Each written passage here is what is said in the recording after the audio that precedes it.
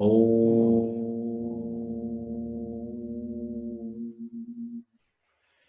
Sadashiva Samarambam Shankaracharya Madhyamam Asmadacharya Paryantam Vande Guru Paramparam Ishvara Gurasmeti Murtiveda Vibhagine Yoma Vyaptadhyaya Dakshinamurtaya Namaha Sarvavedanta Siddhanta Gocharam Dhamma Gocharam Govindam Paramanandam Satchiguru Pranato Ishmaham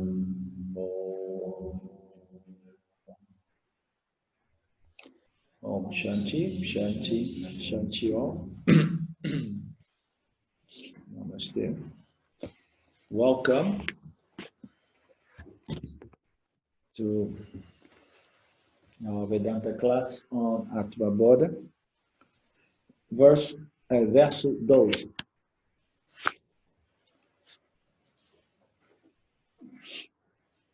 Devido a uma formulação específica de 5 elementos da natureza, devido a uma formulação específica de 5 elementos da natureza, Panchabhutas, que são terra, fogo, céu se refere a espaço, terra, fogo, espaço, água e ar, o corpo humano é feito, é criado. Esse é chamado Shula Sharira. Shula Sharira é o corpo físico, okay? Corpo grosseiro, como é escrito aqui. O meio através do qual o Atman experimenta prazer e dor. Esse Shula Sharira é dado é produzido, né? Concedido, né, é possível através de Paramatma, Brahman. É tudo simplesmente sustentado por Brahman, é propiciado, essa palavra propiciado. Sem a consciência e existência nada existe, né? E muito menos o Jiva, porque o Jiva ele precisa da consciência, mais a existência dessa existência, de modo que ele possa, né, exercer a sua função de Jiva, né, a entidade experienciadora. So, esse Shula Sharira, o corpo grosseiro, o meio através do qual Atma é o ser. Okay? Para quem não conhece bem inglês, Atma significa self, que significa ser. O meio através do qual o Atma experimenta prazer e dor. Esse é dado, né, esse Shula Sharira é dado, é propiciado, é criado por Paramatma, com a base no karma feito pelo Shula Sharira, novamente por ele, né, o corpo grosseiro, em seus nascimentos anteriores. Então, nesse verso, Shankara apresenta, não sei por que estou falando em inglês, acho que foi por causa da outra aula em inglês. E nesse verso, o Shankara ele introduz os 5 elementos, né? Os 5 elementos, que são os elementos primários, elementos básicos, né? Que é do mais sutil até o mais denso, né? É simplesmente espaço, ar, depois vem fogo, água e terra. Então, esses 5 elementos é um produto de Prakriti, produto da natureza, né? Das energias. Elas vão se desenvolvendo, elas vão se combinando até que elas constituem esses 5 elementos. E esse corpo, né?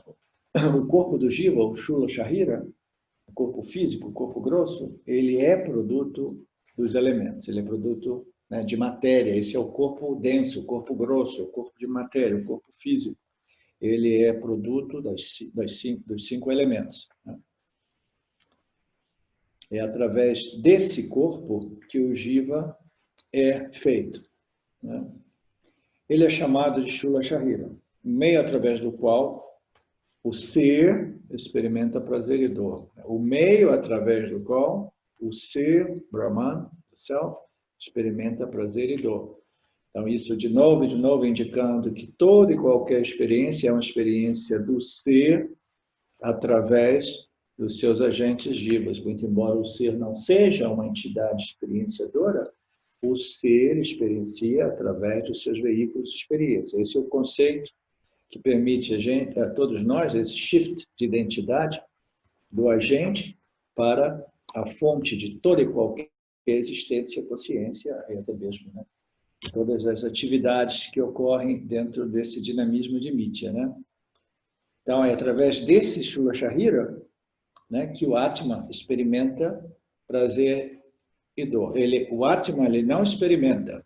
O Atma aparentemente experimenta toda vez que ele se associa com Maya, aí ele aparece nessa ordem de realidade secundária aparente, ele aparece como Jiva, né? Ele aparece como reflexo de si próprio, né?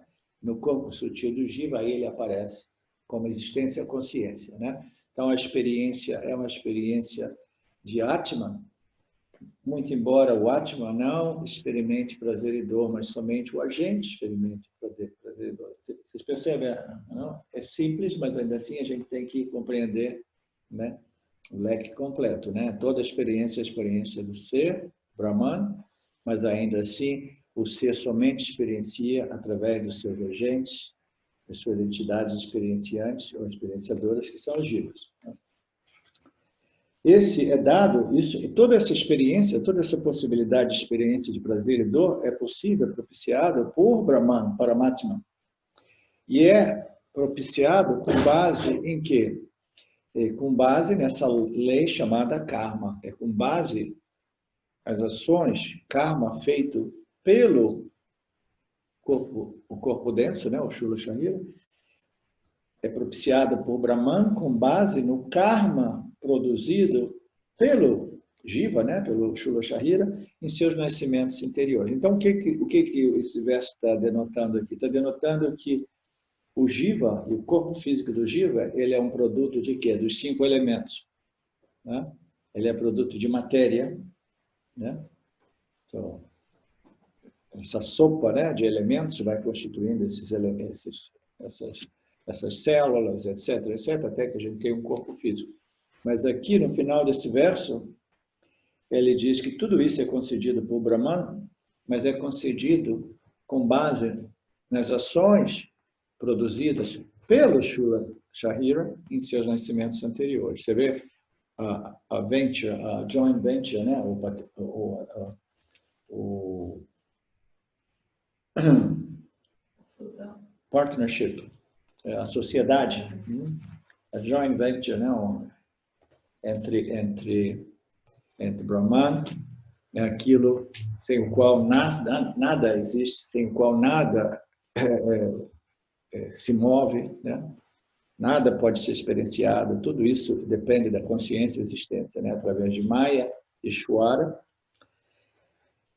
Então, os 5 elementos são responsáveis pela constituição física do Jiva, mas os 5 elementos não são sozinhos responsáveis pela constituição física do Jiva, porque como nós determinamos nos dias anteriores, as ações, o karma, o sanchita karma, né, tudo aquilo, né, todas as minhas ações, né, de encarnações anteriores, quando elas deixam o corpo físico, são esse corpo de vasanas, né, que vão produzir, né, esse corpo físico. Não vão produzir, vai moldar. Os elementos estão ali, aí, né, as vasanas, as ações, né, feitas pelo Shula Shahira em nascimentos anteriores, que vai produzir. Então, Paramatma, ele vai produzir isso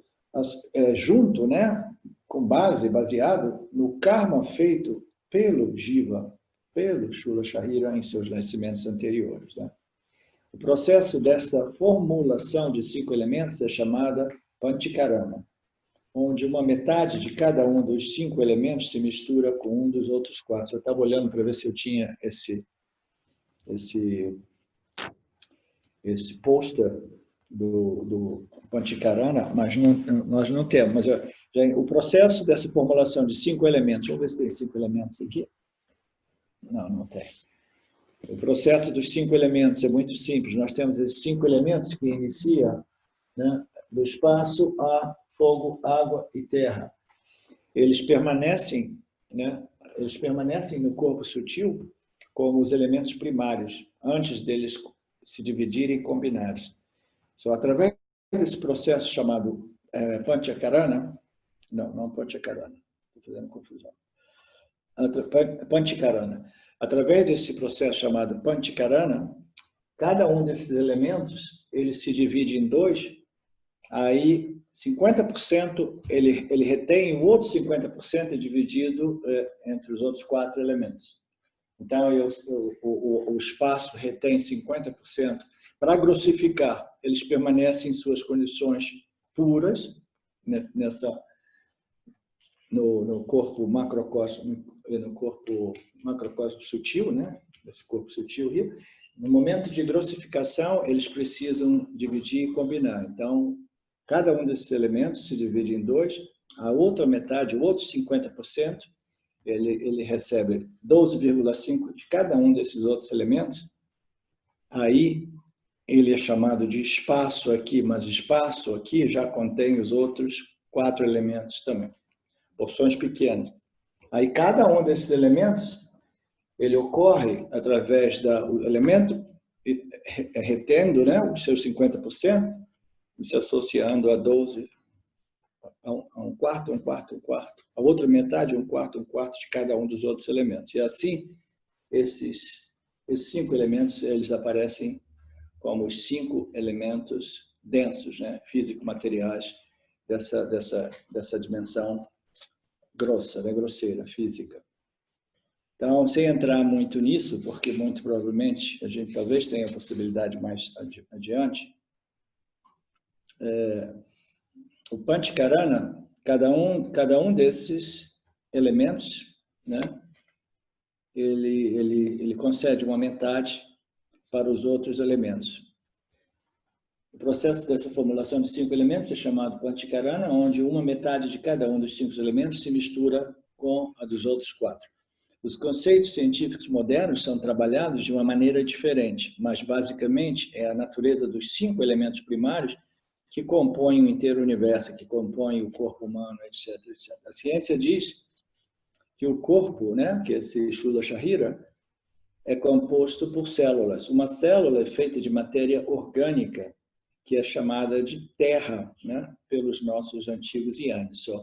A terra, esse elemento mais denso, é aquilo que permite, né, a constituição física do jiva, né, porque o jiva ele tem muito espaço, tem muito ar, ele tem fogo, muito embora a gente não veja chamas de fogo, né, mas o fogo está ali, né? Nós temos todas as pranas, elas são energias, né, derivadas do elemento fogo. E tem a água, a gente sabe que tem muita água no corpo, né? 80% ou 90% é água, dizem. Mas, fundamentalmente, o nosso corpo ele só consegue ficar em pé, né, realmente, fisicamente, né, constituído devido ao elemento terra, né, que é a grossificação, é a materialização desse processo de criação, né? Então, a ciência diz que esse corpo é constituído por células. Uma célula é feita de matéria orgânica, que é chamada de terra pelos nossos yanis.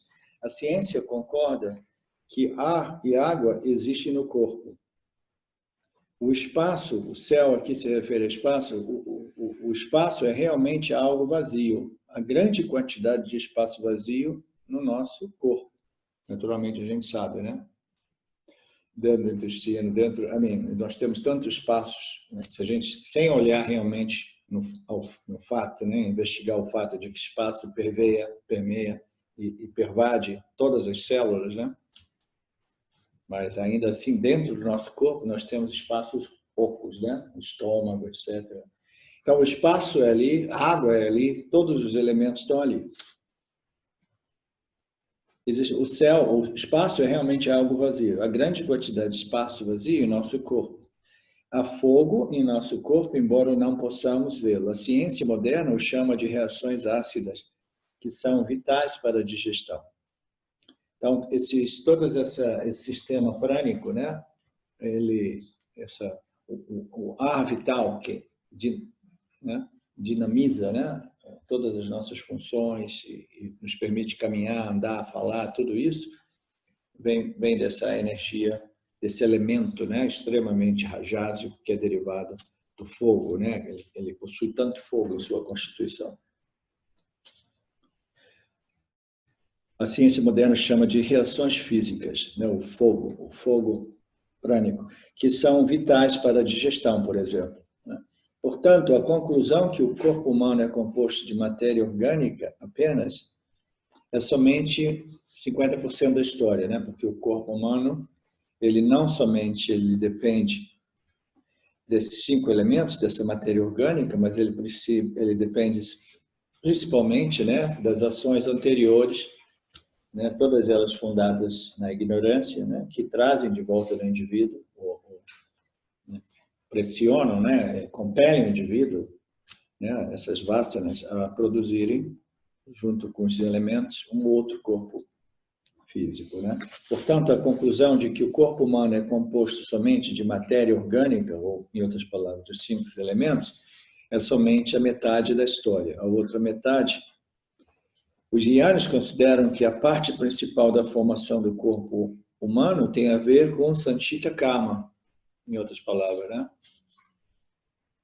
Com os karmas de vidas passadas que dão origem, que vêm a moldar esses elementos, né? Configurar de tal modo, de modo que eu tenha um veículo propício, né? Desenhado, construído sob medida, né? Como a gente faz um paletó, uma gravata para o matrimônio, sob medida agora, né?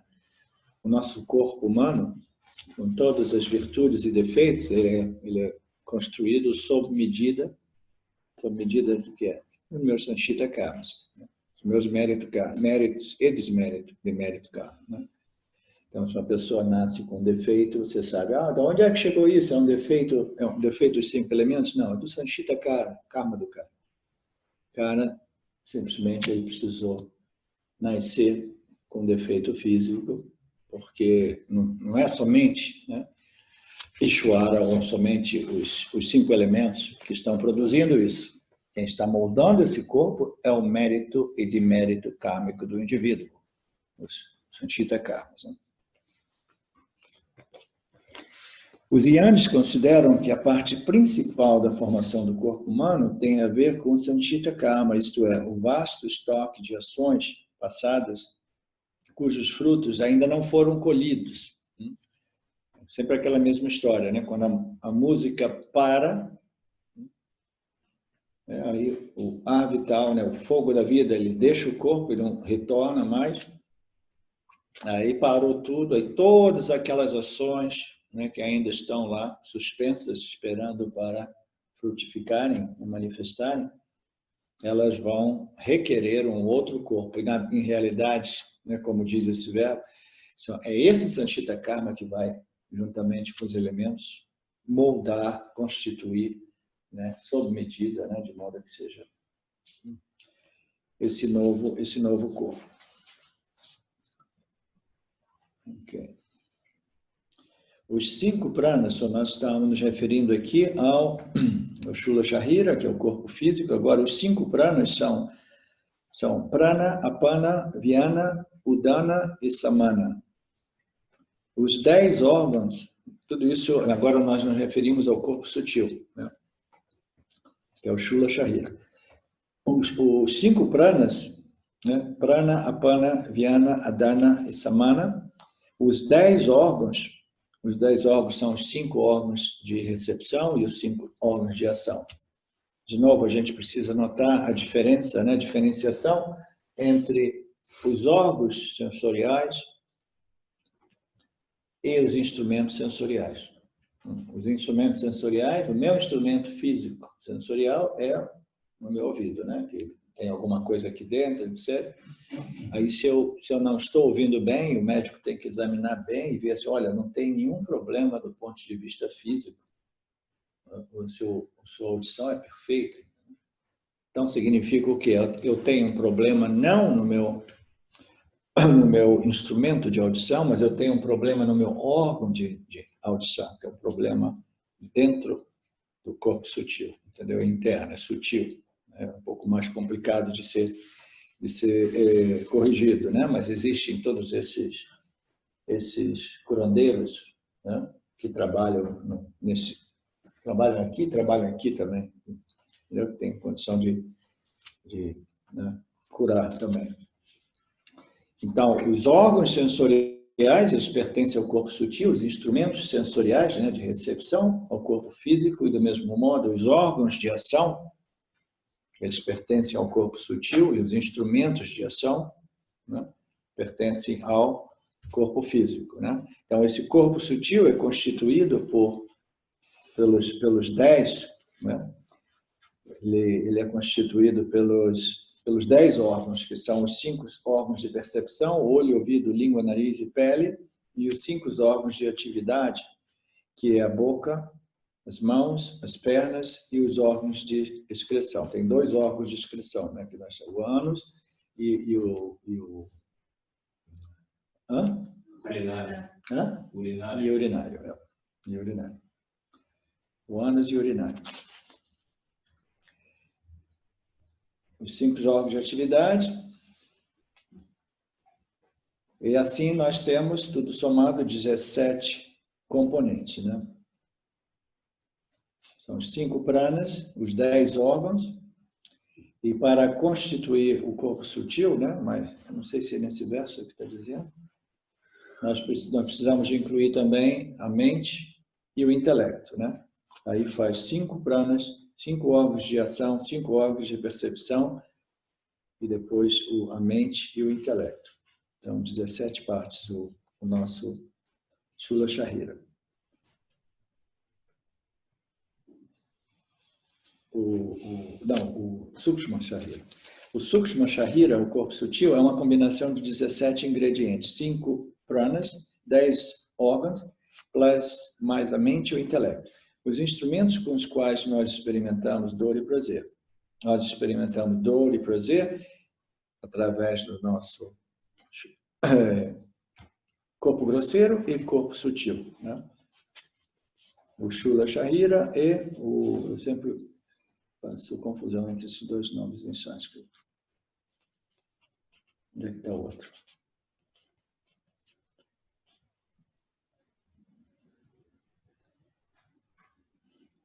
É o Shula Shahira e o Sukshma Shahira. Sukshma Shahira. O corpo grosseiro, o Shula Shahira, é aquele que fica velho, doente e morre. Então, nós determinamos isso diversas vezes, que o Shula Shahira, o Sukshma Shahira, o Shula Shahira, ele jamais fica velho, jamais adoece. A minha ele adoece, o Shula Shahira adoece, mas ele não morre, né? It's hard to die, né? Ele pode ficar, né, muito disfuncional até mesmo, né? E às vezes ele comete um suicídio, etc. Mas ainda assim ele dá a volta por cima, ele volta novamente, constitui nada corpo físico.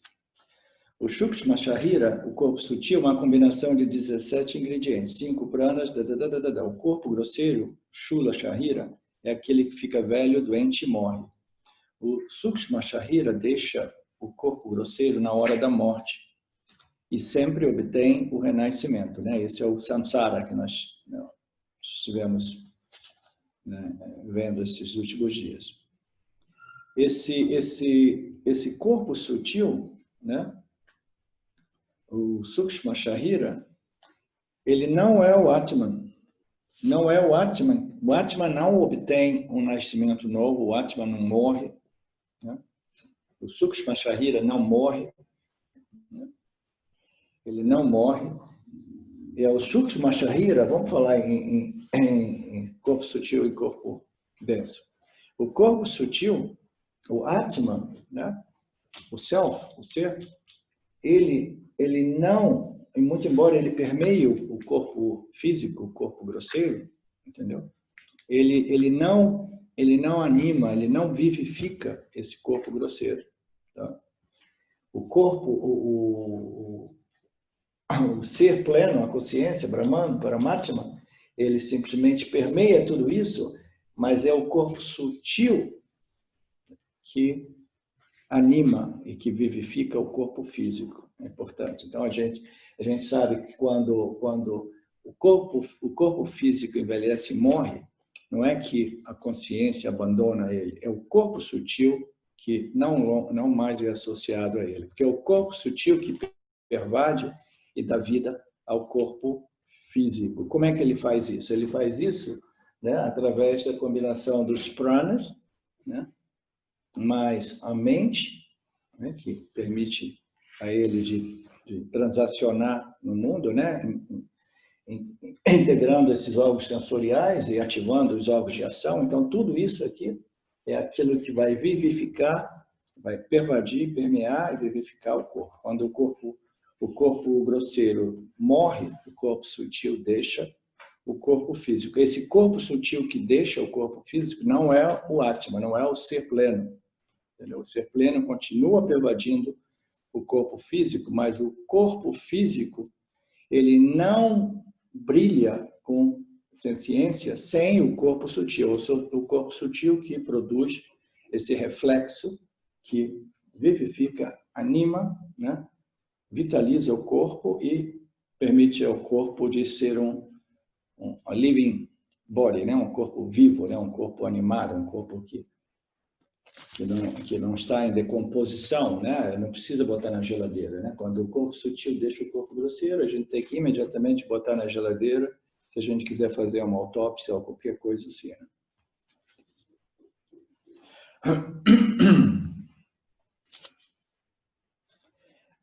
O Sukshma Sharira deixa o corpo grosseiro na hora da morte e obtém renascimento. Não é Atman que obtém renascimento, esse é o ponto. Por quê? Porque o ser pleno, ele é a carta, ele não faz nada, ele é antes e além do tempo, né? Ele não possui karma, portanto, ele não precisa de um corpo, ele não nasce, ele não morre, né? É aquilo que é eterno, né? É exatamente o que significa esse moksha, é você se identificar com aquilo que nunca nasce e que nunca morre, né? Aquilo que nunca nasce e nunca morre é aquilo que existe sempre, é a única realidade. Portanto, quando o corpo morre, não significa dizer que o Atma deixou o corpo. Entendeu? É simplesmente o corpo sutil que deixou o corpo grosseiro. E o Atma, quando o corpo é nato, nasce novamente, não é o Atma que deu vida a esse corpo físico, entendeu? É a alma do indivíduo, ou em outras palavras, é o corpo sutil. Corpo de Vasanas, né? Que ele se torna o corpo sutil, quando associado ao corpo físico. Ele se manifesta em Sukshma Sharira e se envolve nos laços das relações humanas e obtém alegrias e tristezas.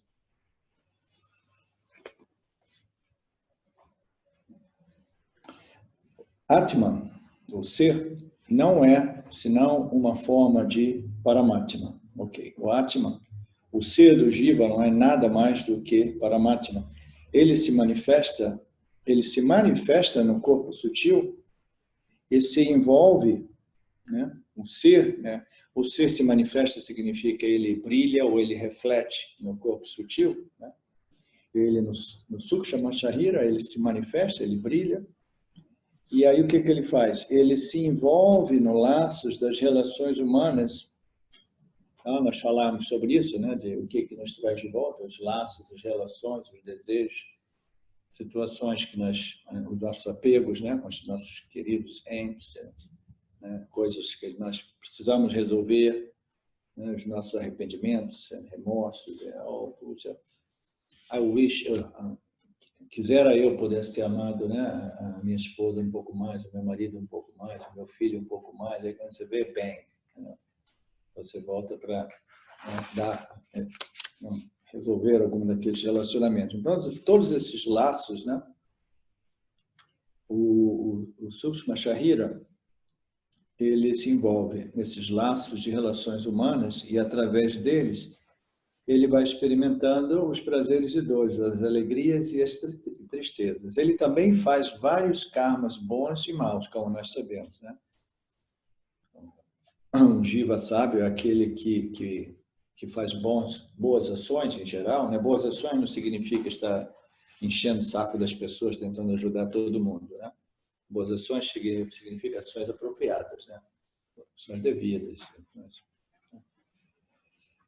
Ele faz boas ações, mas ele comete erros também, né? Ele faz diversas ações que, né, dá uma vacilada aqui, uma vacilada ali, um momento que uma pessoa um pouco mais tamásica, rajásica, a pessoa simplesmente... Então, ele vai pela vida, né, através desses laços de relações humanas, ele vai experimentando alegrias e tristezas, e ele continua lá fazendo seus karmas bons e karmas ruins. Naturalmente, os resultados seguem, e esse corpo sutil recebe as recompensas chamadas de bons nascimentos e as punições denominadas de nascimentos inferiores.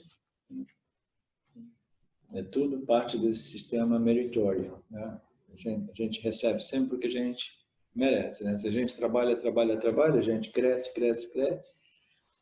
Aí, naturalmente, nossa próxima passagem aqui, ela tem uma condição, um meio ambiente, uma circunstância, né, mais propícia à nossa elevação ainda maior, né? Muitas pessoas não gostam de falar nesses termos. As pessoas chegam para o Vedanta, não gostam de falar em termos de crescimento espiritual. Em Vedanta, em muitos círculos do Vedanta, essa ideia de crescimento espiritual isso não existe, entendeu? Existe, mas não existe, né? É ignorância, crescimento espiritual, mas a menos que a gente cresça, a gente não tem condição de compreender o Vedanta, né? Então, no final das contas, esse processo kármico permite a Shukshma Sharira de, né, criar esse corpo em associação com os 5 elementos, e aí experimentar o seu karma, os seus relacionamentos e colocar suas ações no campo, ações boas e menos boas, e assim fazendo ele vai produzir nascimentos melhores ou nascimentos inferiores no futuro, né? Tudo isso, nada disso é realidade, nada disso é real, tudo isso é mithya, né? Aquilo que é uma realidade aparente, que não tem nada a ver com Satya. Mas ainda assim, a gente tem que conhecer as leis de mithya, né?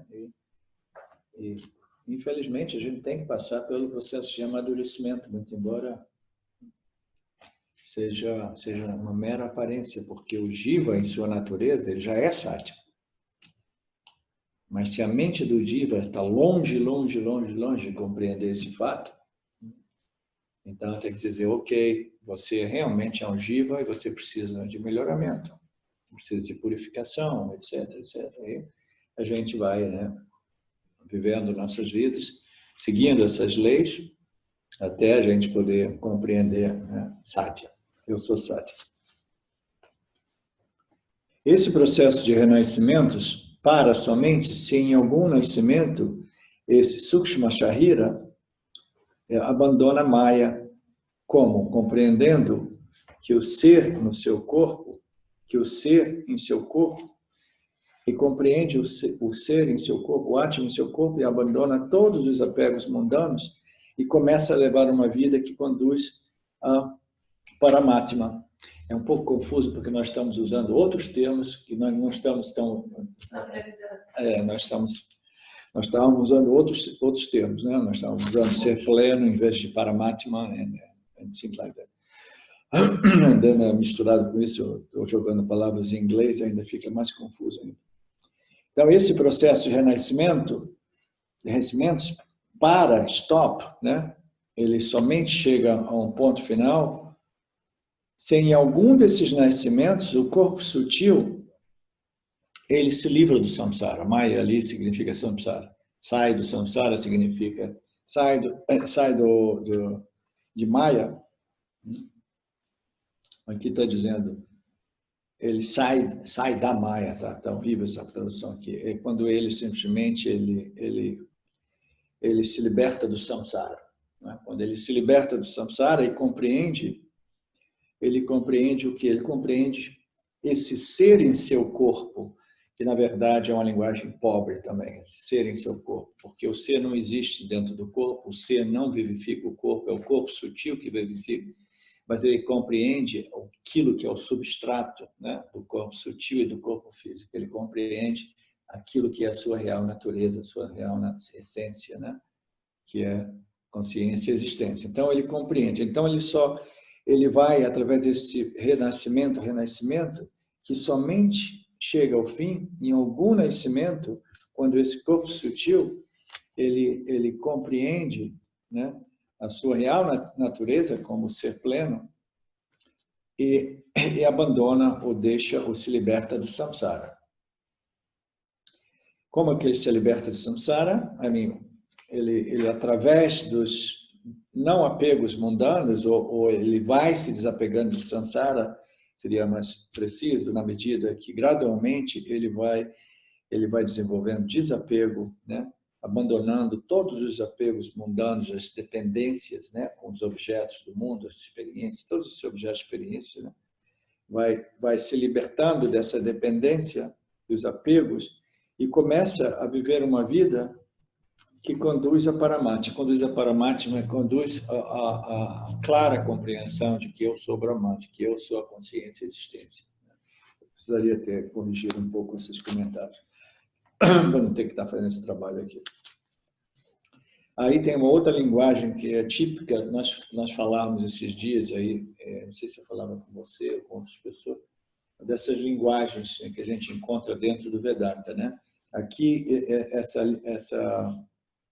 essa linha do Vedanta, do Ramakrishna, é cheio de conotações de experiência e ações, e aqui nós temos diversos exemplos dessa linguagem, que não é uma linguagem realmente vedântica, é cheio de linguagens yogicas, aqui, com essas conotações de experiência, né?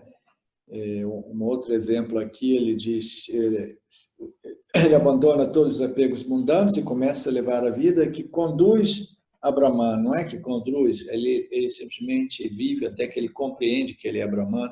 Não existe questão de condução, no sentido de que ele chega em Brahman, etc. Aí ele continua, então ele se une a Brahman, entendeu? Mais linguagem de conotação de o quê? De dualidade, espaço, tempo, traveling, né, viajando. Ele vai se unir a Brahman. Não. O Sukshma Sharira, ele reconhece que ele nunca deixou de ser Brahman, portanto, Brahman estava sempre, né, presente na sua existência como a sua essência, a sua natureza. Eu sou Brahman, eu sou a consciência. Eu não sou a mente, não sou nenhum desses koshas, né? Nenhum desses corpos, nenhum dos três corpos. Então ele se unirá a Paramatma. Essa união é chamada de moksha. Naturalmente não é união. União é uma noção que vem do yoga. Yoga significa união, conexão. Não, isso não é. Aqui é jnana.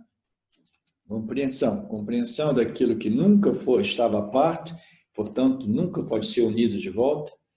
Compreensão daquilo que você sempre foi. Portanto, ele compreenderá a sua real natureza como Brahman. Isso é chamado de moksha. A sua não separação de Brahman poderia ser dito, entendeu? O Jiva compreende que eu sou um fenômeno como Jiva e eu existo não separado de Brahman, portanto, Brahman é minha natureza, porque é aquilo que não pode ser, é minha natureza substancial, aquilo que não pode ser negado. Assim. Essa compreensão libera a gente do Sanchita Karma também? Porque se a gente tiver Sanchita Karma e obtiver essa compreensão, a gente não reencarna, não tem que voltar. Essa é uma ótima questão. Deixa eu só terminar aqui, a gente vai...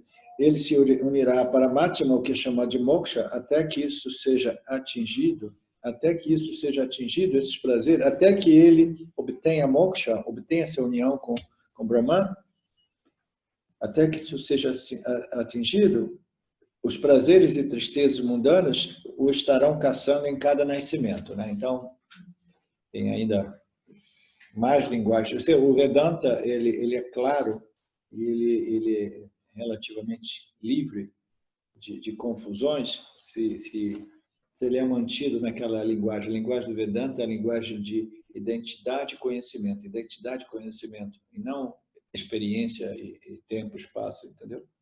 É a linguagem de identidade, de conhecimento, de compreensão. Aí fica mais simples. Essas linguagens assim fazem uma confusão enorme. Então, a sua questão é se com autoconhecimento, né, e com esse suposto, né, assim chamado moksha, ou liberação, se os nossos sanchitas karmas eles são dissolvidos.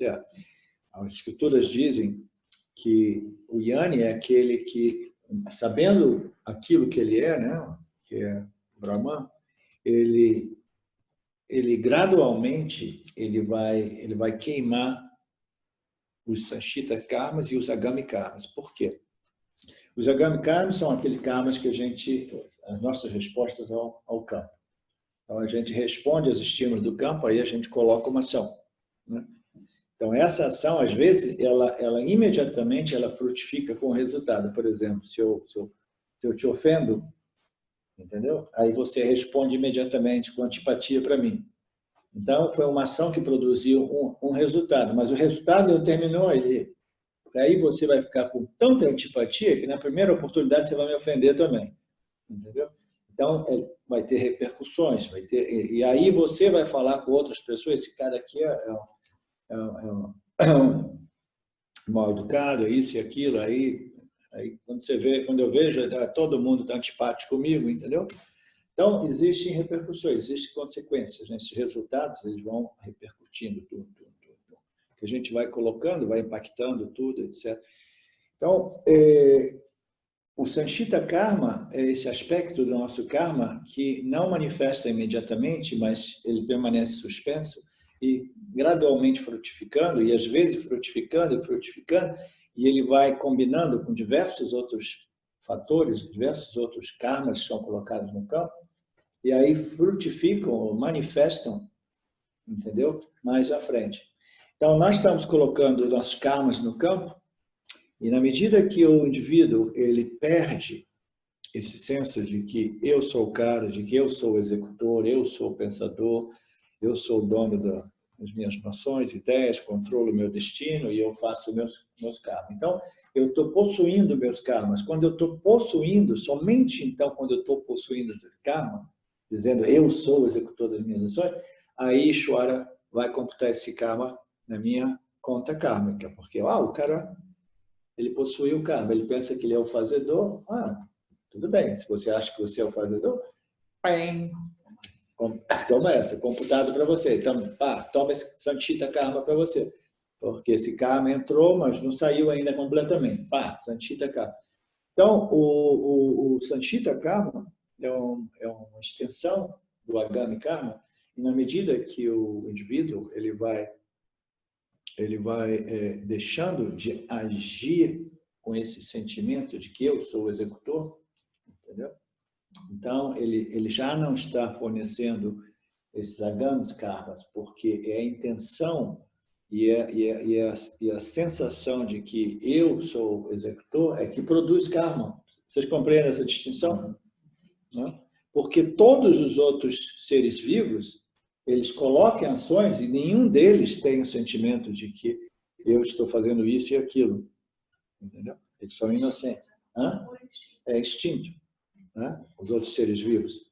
Né? Então, eles não produzem agami karma, não produzem sanchita karma e não produzem prarabdha karma. Os animais são livres de karma. As leis de karma não se aplicam aos animais. Então, o que realmente converte nossas ações em karma? O nosso sentimento de que eu sou o fazedor da ação. De autoria. Autoria. O sentimento de autoria. Eu sou o autor, eu sou o executor. No momento que eu digo assim, no momento que você diz assim, essa é a minha empresa, aí você tem que pagar taxa. Né? Quando você dizer assim, não, essa é a empresa dos meus irmãos, aí você já não paga taxa. Você recebe um salário, você está livre do abacaxi.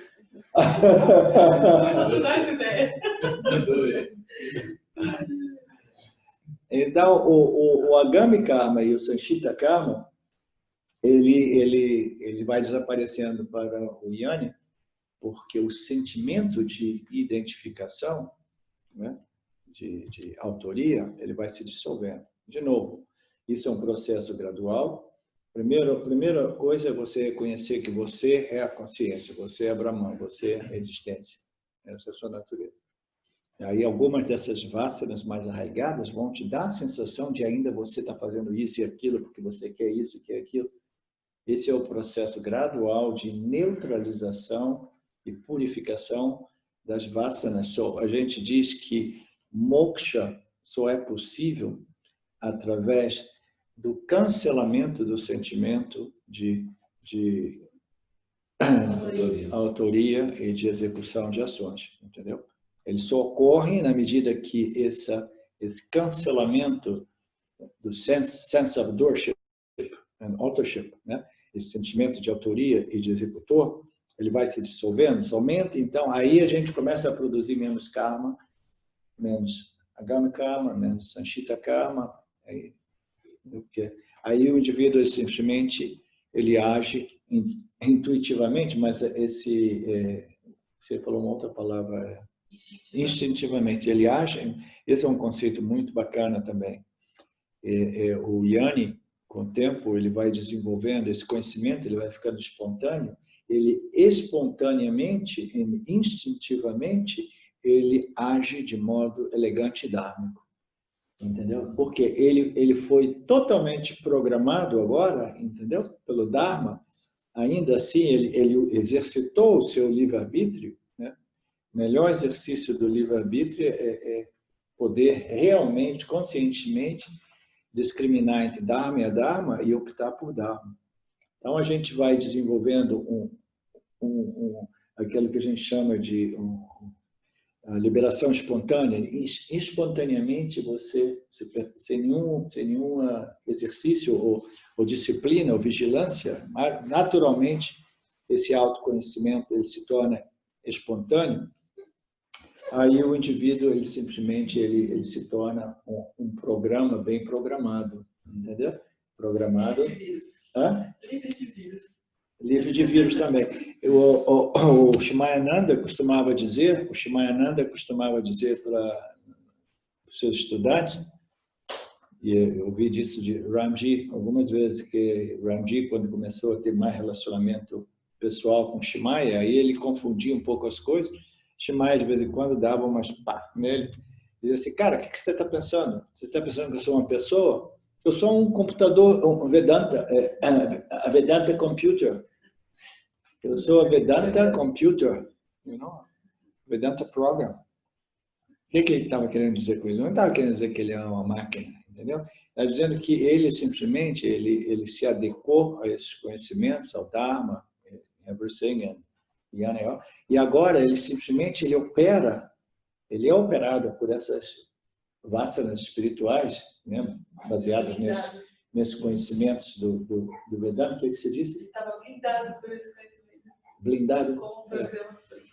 Então, ele está lá, ele tá sendo operado por isso. Ele fala, você está fazendo confusão aí, eu não sou uma pessoa, entendeu? Eu sou simplesmente um Vedanta Program, um Vedanta Computer, entendeu? Eu vou continuar, né, fazendo essas coisas, porque ele tinha virado um guru, né? Quando é um guru, ele vai fazer o que ele é programado para fazer, né?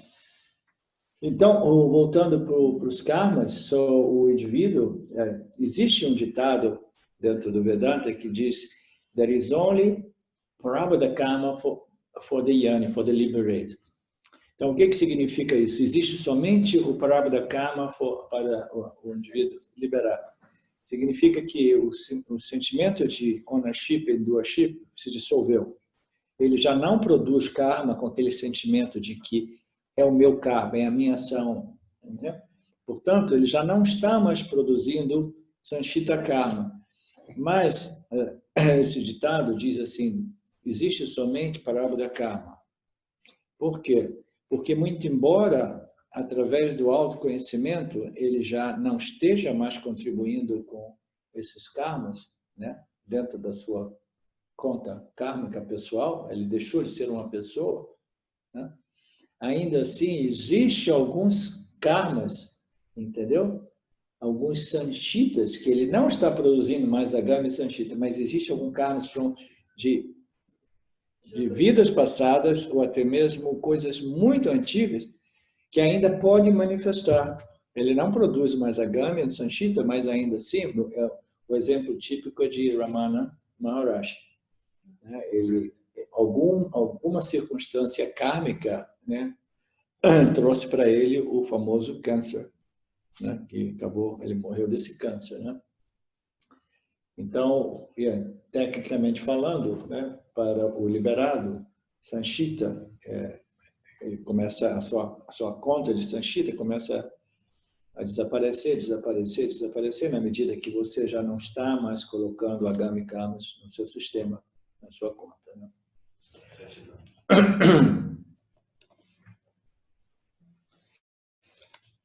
O verso 14, avidya, ignorância. Avidya é sinônimo de ignorância, tá? Ignorância pessoal do Jiva. Avidya, ignorância, não tem começo e também é bastante difícil de definir. Isso é também chamado de Karana Sharira, o corpo causal. Então, essa avidya, ela é muito frequentemente referida como o corpo causal, porque o corpo causal é um corpo onde nada é experimentado, porque é fundamentalmente tamásico, né? O corpo causal. Então, não existe nenhum reflexo, o corpo sutil, né? Aqui o corpo causal, ele é simplesmente o estado de ignorância total, o estado de deep sleep, né? De sono profundo, por exemplo, é o exemplo claro, né? Aquele estado você simplesmente não tem nenhum conhecimento, né? Você tem uma ignorância, mas você nem tem consciência ou conhecimento da sua ignorância. Você simplesmente você não sabe nada, não existe nada, não existe dualidade. Essa ignorância, ela não tem começo e também é bastante difícil de ser definida. Isso é também chamado de Karana Sharira, o corpo causal. Então, todos os que vivem têm 3 formas de Sharira, ou seja, Stula Sharira, o grosseiro, Shukshma Sharira, o corpo sutil, e Karana Sharira, o corpo causal. O corpo grosseiro e o corpo sutil são produtos de avidya. Então, o que isso significa dizer? O corpo grosseiro e o corpo sutil são produtos de avidya, e, portanto, a avidya é chamado de corpo causal. Saiba com certeza que Atma não é nenhum desses 3 corpos, né? Então, o corpo causal é chamado de corpo causal porque ele causa os outros 2 corpos. E por que ele causa? É por causa da ignorância. As vasanas, todas elas fundadas em ignorância, né? Essas vasanas que pervadem e mantêm, né, samsara e maya, né, o universo, elas são fundadas nessa ignorância da real natureza do universo, né, do cosmos, do eu, do ser. Portanto, essas vasanas fazem com que o indivíduo ele veja a dualidade como realidade, ele queira as coisas, ele tenha esses apegos com os objetos do campo.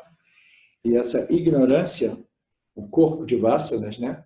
O corpo causal, ele produz o corpo sutil e o físico. Ele causa, é causal porque ele causa o sutil e o físico. E o que causa? A ignorância. Você compreende por que o corpo causal é considerado ignorância? Porque todo ele é fundado nessa ignorância primordial, essa ignorância fundamental, entendeu? Porque toda essa criação é fundada nessa ignorância, entendeu? Naturalmente, existe conhecimento também, né? Quando nós começamos a crescer, aí, quando nós retornamos num nascimento mais elevado, superior, a gente vem com vasanas não totalmente fundadas na ignorância da real natureza do ser, né?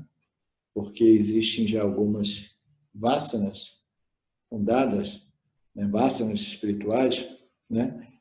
De compreensão de que a natureza da realidade é a não dualidade, entendeu? A gente vai desenvolvendo, a gente vai entrando em contato com as escrituras, a gente não está totalmente claro, a gente está claro, mas ainda assim a gente tem alguns desejos, aí a gente já volta com o corpo causal que vai causar um corpo sutil já mais satívico, mais sábio, né? Mais propício, né? Ao autoconhecimento e liberação. E aí esse corpo sutil, naturalmente, ele vai ser associado a um corpo físico desenhado sob medida para esse último estágio, digamos assim, de elevação espiritual. Então, nós temos também boas vasanas fundadas nesse conhecimento espiritual, da natureza não dualista do ser, entendeu? Mas é raro, são raras as pessoas que entram em contato com esse conhecimentos espirituais finais. Mesmo no mundo espiritual, as pessoas ainda estão presas à ignorância de que a felicidade existe em qualquer tipo de epifania ou de objetos sutis, de experiência, etc. Mas esse conhecimento vedântico que liberta, ele pode produzir corpos sutis, corpos físicos, né? Que sejam conduzentes à liberação. Portanto, a vidya, essa ignorância, não tem começo. O que significa dizer? Significa que quando que começou? Você conhece cálculo integral, derivada? Não, né? Quando é que começou a sua ignorância de cálculo integral? Sempre esteve. Sempre existiu, né? A ignorância não tem começo, né? A ignorância pode ter fim. Quando a gente simplesmente coloca conhecimento, ou a gente, né, remove a ignorância a respeito de qualquer fenômeno, né? Mas a ignorância é sem início. A ignorância não tem começo e ela é difícil de definir, essa ignorância. O corpo causal é a coisa mais difícil da gente compreender, né, e definir, né? Que do mesmo modo que Maya, né, que é o corpo macrocósmico causal, é muito difícil de ser compreendido intelectualmente, né? Mas a gente compreende por inferência, né? Porque tudo que existe, né, como um efeito de uma causa, e a causa é toda ela no corpo causal, né? A gente, em linguagem ocidental, a gente pode falar em termos de mente subconsciente ou mente inconsciente, né? As vasanas, nas nossas tendências, a sementinha da árvore, etc., né? O ovo da galinha, né? Que produz a galinha. Então, tudo existe uma causa, né? Que a única coisa é que o que é causa agora produz um efeito, aí essa causa mais tarde, ela se torna um efeito, porque o efeito se torna a causa, e aí não sabe o que veio primeiro, né? Então, essa questão desse universo cíclico, né?